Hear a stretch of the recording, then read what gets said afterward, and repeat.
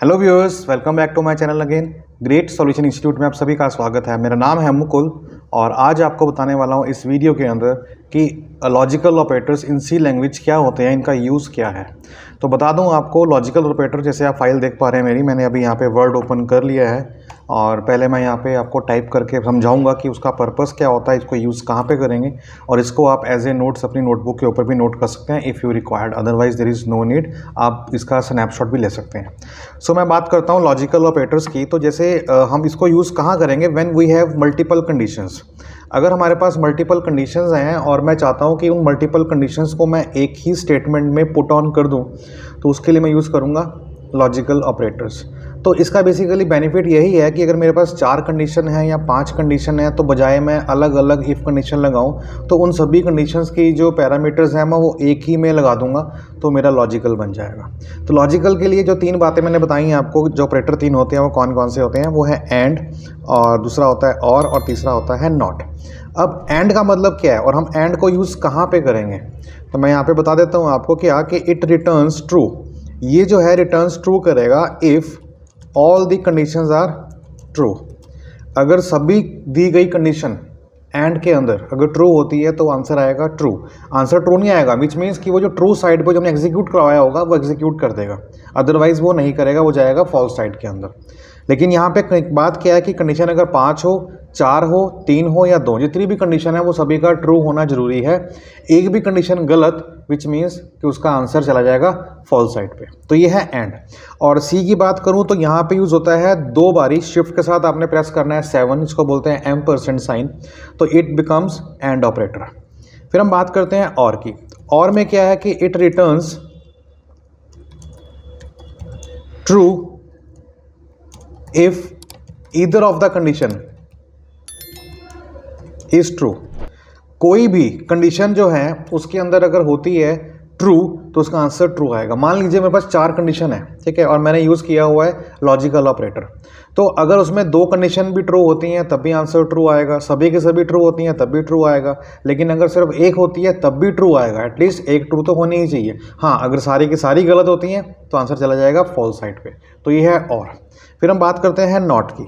Not क्या है, it returns true if condition is false. अगर कंडीशन फॉल्स है तो आंसर आएगा ट्रू, और अगर कंडीशन ट्रू है तो आंसर आएगा फॉल्स। तो ये इसका ऑपरेटर है। तो ये क्या काम करेगा, ये करेगा एक्सक्लेमेशन साइन से। एक बात आपको बताना भूल गया कि और अगर मुझे यूज़ करना है सी प्रोग्रामिंग के अंदर तो मुझे क्या करना होगा, मुझे लगाना होगा शिफ्ट के साथ फॉरवर्ड स्लैश, इसको बोलते हैं पाइप साइन, ठीक है। शिफ्ट के साथ आपने प्रेस करना है बैक स्लैश, उसके साथ ये आपका सिंबल आता है पाइप का, तो आपको 2 बार प्रेस करेंगे तो 2 बार ऑपरेटर आ जाएगा। तो ये आपका एंड है, ये आपका और है, और ये आपका एक्सक्लेमेशन साइन, इसको बोलते हैं नॉट। तो ये तीनों ही आपको मैं बताने वाला हूँ आज के इस प्रोग्राम के अंदर।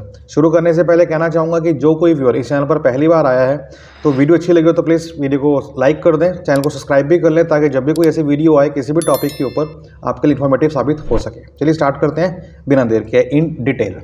सो मैंने यहाँ पे ओपन कर लिया है ऑनलाइन कंपाइलर, और मैं यहाँ पे लेता हूँ कोई भी कंपाइलर ऑन कर लो जो भी आपको जिसमें आपको काम करना हो। ये कमेंटेड है, इसको मैं यहाँ पे रिमूव कर देता हूँ और यहाँ पे मेरा कोड आएगा, राइट। अब हम समझते हैं कि मुझे करना क्या है।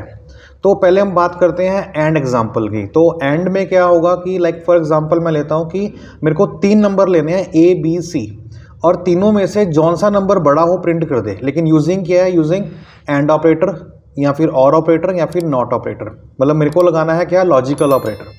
तो यहाँ पे बात समझने की क्या है कि A बड़ा कब होगा, जब मैं कंपेयर करूँगा B से और C से, क्योंकि जब तक वो A B से बड़ा नहीं है और C से बड़ा भी नहीं है तो हम कैसे मान लें कि A की वैल्यू बड़ी है, क्या पता वो C से बड़ी हो। तो हमें दोनों से कंपैरिजन करना है। तो यहाँ पे 2 स्टेटमेंट हो गई।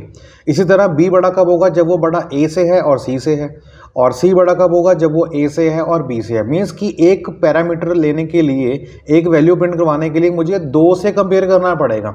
तो 2 से कंपेयर करना पड़ेगा, या तो मैं लूँगा नेस्टेड इफ़, मीन्स इफ़ के अंदर इफ़, या फिर मैं दोनों कंडीशन को एक ही स्टेटमेंट में लगा दूंगा यूजिंग लॉजिकल ऑपरेटर, और वही मेरा आज का टॉपिक है। सो मैं लेता हूँ सबसे पहले variable integer A B and C, 3 मैंने वेरिएबल लिए, और यूज़र के लिए मैंने मैसेज प्रिंट किया क्या कि एंटर 3 वैल्यूज़। तो अगर आपको एक में ही प्रिंट करवाना है तो आप वो भी करवा सकते हो, सॉरी स्कैन करवाना है तो वो भी करवा सकते हो। कैसे? Scanf bracket start double quote start %d which means कि मेरे पास 3 वेरिएबल हैं इंटीजर टाइप के, तो मैं यहाँ पे 3 फॉर्मेट स्ट्रिंग लगाऊंगा। तो ये जो डी जो है ना %d इसको बोलते हैं फॉर्मेट स्ट्रिंग। तो पहले कहाँ स्कैन हो? पहले हो ए में, और दूसरा हो कॉमा लगा के बी में, तीसरा हो कॉमा लगा के सी में। तो ये 3 वैल्यू मेरी स्कैन हो जाएंगी ए बी सी में। तो अब मुझे ए को प्रिंट करवाना है ना, तो ए बड़ा कब होगा? जब वो बी और सी से है। तो मैं यहाँ पे क्या करने वाला हूँ, मैंने लगाया इफ़ कि अगर ए ग्रेटर देन बी होता है, लॉजिकल एंड लगाया, और ए अगर ग्रेटर देन सी होता है तो क्या करे? प्रिंट कर दे क्या कि A is greater, which means मैंने यहाँ पे किया %d इज़ ग्रेटर। और यहाँ पे वैल्यू कौन सी है? यहाँ पे आज ए की, दैट्स इट। अब मुझे बी को कंपेयर करना है तो मैं यहाँ पे क्या करूँगा कि इफ़ अगर बी ए से बड़ा होता है एंड बी अगर सी से बड़ा होता है तो क्या करे? तो प्रिंट कर दे बी इज़ ग्रेटर। तो मैं यहाँ पे करता हूँ क्या? %d is greater. तो यहाँ पे क्या आ जाएगा? बी की वैल्यू। इसी तरह मेरा क्या है? सी। अब सी को कंपेयर करना है ए से और बी से, तो मैं लगाता हूँ यहाँ पे इफ़ अगर सी ए से बड़ा होता है एंड सी बी से बड़ा होता है, उस केस में मैं क्या करूँगा? प्रिंट एफ किया मैंने और मैं लगाऊंगा %d इज़ ग्रेटर। यहाँ पे क्या आ जाएगा? सी। तो सिंपल। यहाँ पे देखिए मैंने कहीं भी एल्स यूज़ नहीं किया। एल्स मैंने यूज़ क्यों नहीं किया? क्योंकि मेरा यहाँ पे नेस्टेड इफ़ नहीं है ना। अगर वो ए बी से बड़ा है और ए सी से बड़ा है तो प्रिंट कर देगा ये। अगर बी ए से बड़ा है और बी सी से बड़ा है तो कर देगा बी, और अगर सी ए से बड़ा है और सी बी से बड़ा है तो कर देगा सी। इतना सा प्रोग्राम है। एग्जीक्यूट करते हैं इसको। तो अभी यहाँ पे एक एरर आया है, एरर बहुत शानदार है। देखिए क्या बता रहा है कि एक्सपेक्टेड दिस ऑपरेटर। तो यहाँ पे देखिए हमें ये नहीं लगाया, लाइन नंबर 14 पे।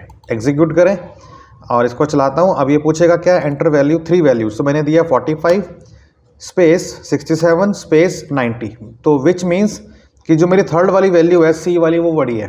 एंटर करता हूँ तो देखिए क्या आया? 90 इज़ ग्रेटर। एग्जीक्यूट दोबारा करता हूँ। अब मैं देता हूँ यहाँ पे 134 67 एंड 98, विच मीन्स कि जो मेरी वैल्यू है वो ए वाली बड़ी है।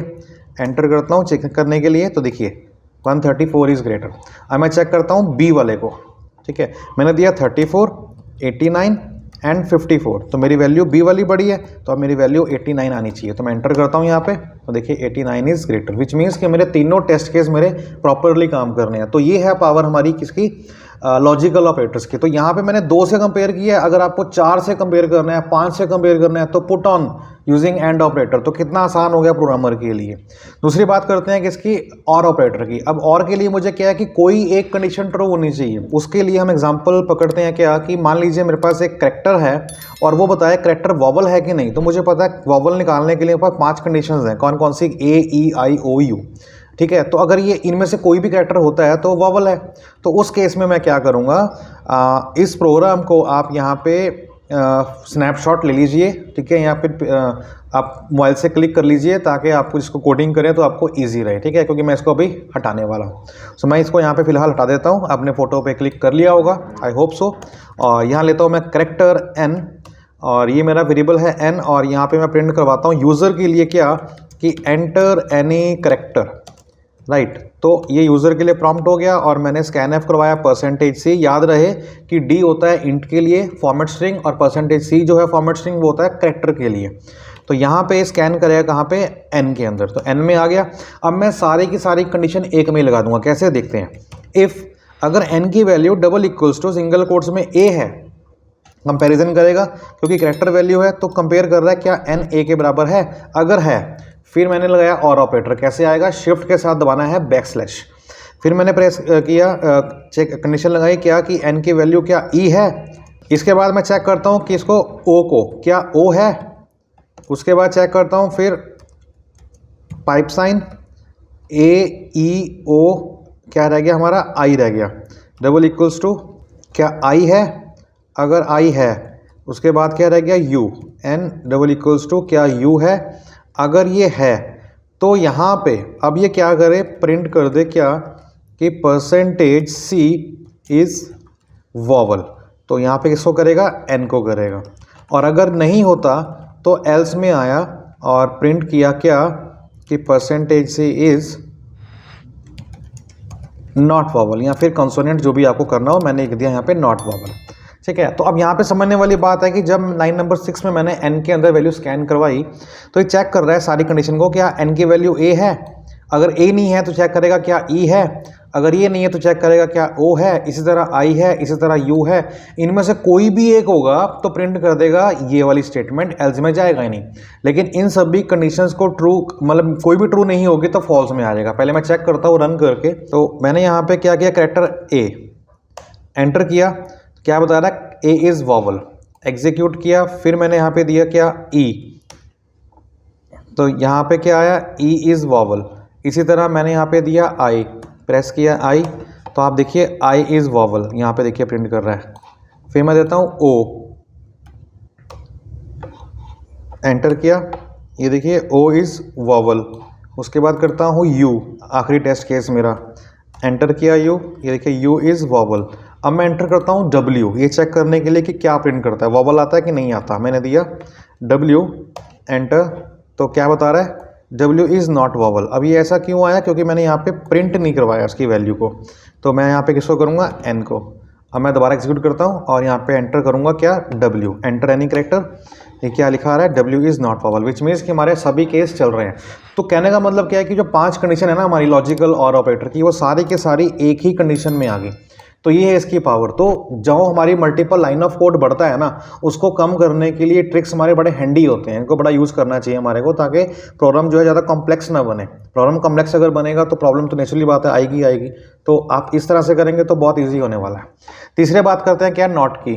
तो इसकी आप फोटो क्लिक कर लीजिएगा या स्नैपशॉट ले लीजिएगा, फिर हम चलते हैं आगे।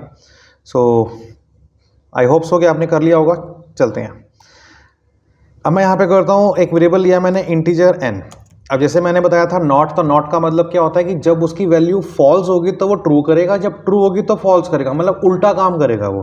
ठीक है, तो मैंने यहाँ पे क्या लिया, सिंपल डिफाइन कर दिया क्या कि n की वैल्यू है 100 1 मिनट के लिए, और मैंने यहाँ बोला क्या कि if n not equal to 100, तो मैं यहाँ पे प्रिंट करता हूँ क्या, ओके, एक वैसे ही डेमो के लिए आपको समझाने के लिए ओके कॉलन साइन, और एल्स करता हूँ अदरवाइज।